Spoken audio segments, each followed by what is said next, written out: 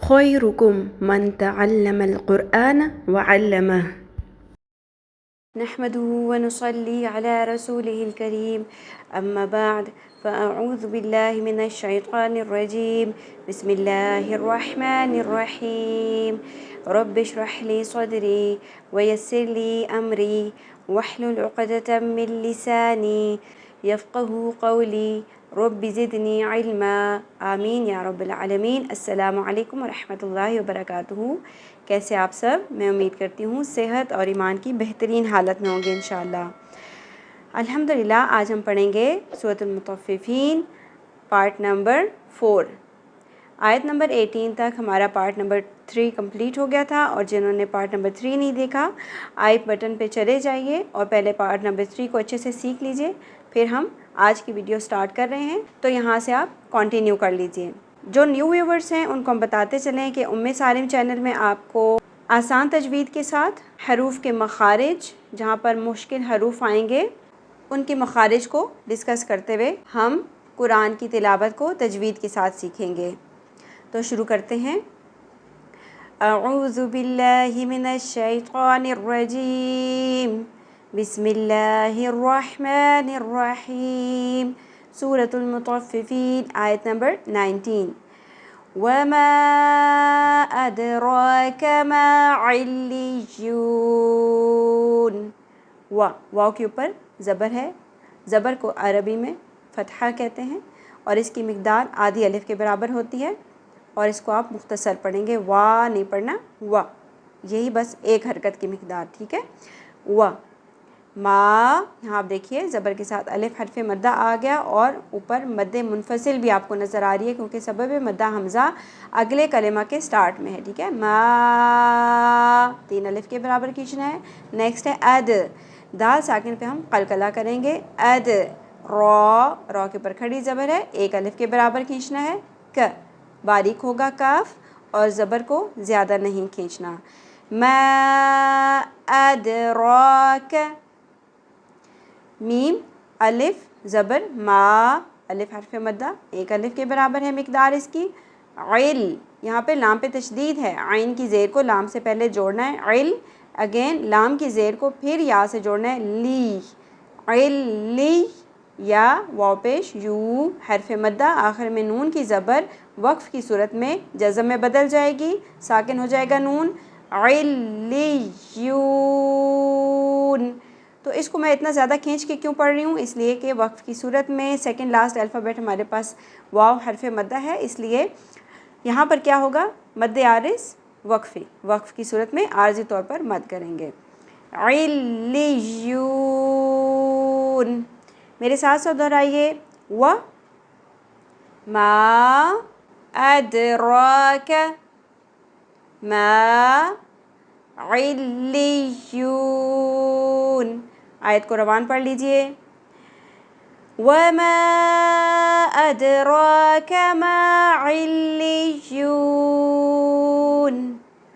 وما ادراک ما علیون۔ سورۃ المطففین آیت نمبر 20۔ کاف کے نیچے ایک ہی زیر ہے، زیادہ نہیں کھینچنا، کاف زیر کی، تا کے اوپر کھڑی زبر 1 الف کے برابر ہے مقدار، کتابم، با کے اوپر 2 پیش تنوین کے بعد میم مشدد آ گیا یمنو میں سے، تو کون سا رول ہوگا یہاں پر؟ ادغام مع الغنہ۔ ہم نے ان دونوں کو مرج کر لینا ہے، جوائن کر لینا آپس میں، اور اس کے ساتھ غنہ بھی کرنا ہے، ناک میں آواز کو ہولڈ کر کے رکھنا ہے تھوڑی دیر کے لیے، ٹھیک ہے۔ کتابم، اس طرح مرو، رو پر ہو جائے گا، قوف بھی پر ہوگا، مرقوم، سیکنڈ لاسٹ الفابیٹ حرف مدہ ہے ہمارے پاس، اور میم ساکن ہو گئی تو یہاں پر بھی مد عارض وقفی۔ میرے ساتھ ساتھ دہرائیے، کتابم مرقوم۔ آیت کو روان پڑھیے، کتاب مرقوم۔ سورۃ المطففین آیت نمبر 21۔ یش، ہا کے اوپر ایک ہی زبر ہے، ہ، یشہدو، دال کے اوپر بھی پیش ہے، زیادہ نہیں کھینچی جائے گی، یشہدو، ہل، ہا کی پیش لام ساکن کے ساتھ مل جائے گی، یشہدو ہل، मुक़र्रबून।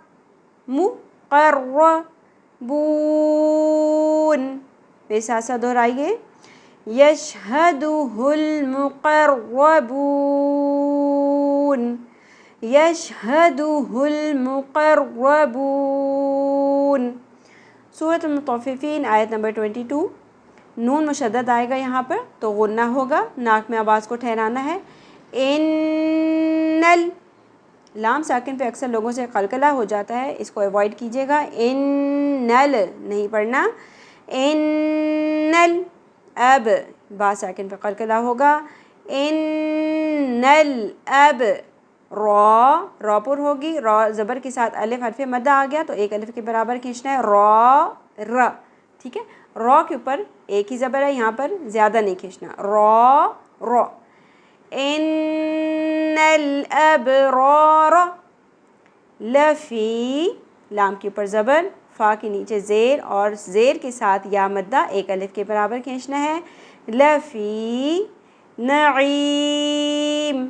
नून की ज़बर शॉर्ट रहेगी, आइन वस्ते हलक से और ज़ेर के बाद या हरफ मद्दा एक अलिफ के बराबर मिकदार। लेकिन अगर हम मीम पर वक्फ़ करेंगे तो दो ज़ेर तनवीन साकिन में बदल जाएगी, नईम मद्दे आरिज़ वक्फ़ी। मेरे साथ साथ दोहराइए, इन्नल अबरार लफ़ी नईम। आयत को रवान पढ़ लीजिए, इन्नल अबरार लफ़ी नईम।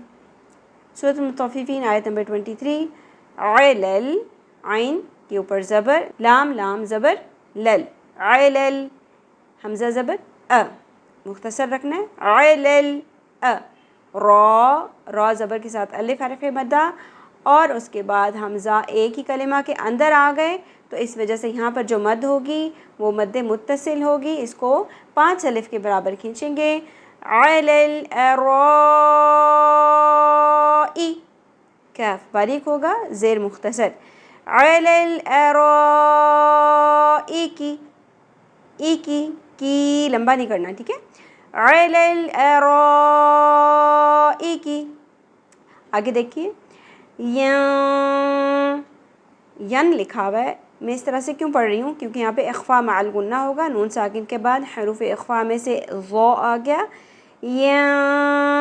ज़ो नरमी के साथ पेश को छोटा रखा जाएगा, रून, आखिर में मद्दे आरिज़ वक्फ़ी। मेरे साथ साथ दोहराइए, अलल अराई की यंज़ुरून। आयत को रवान पढ़ लीजिए, अलल अराई की यंज़ुरून। सूरत मुतफ़्फ़िफ़ीन आयत नंबर 24। ता आइन ज़बर, ता आइन वस्ते हलक से बारीक आवाज़ के साथ, लेकिन ता को बारीक रखना है, ठीक है, तो नहीं पढ़ना।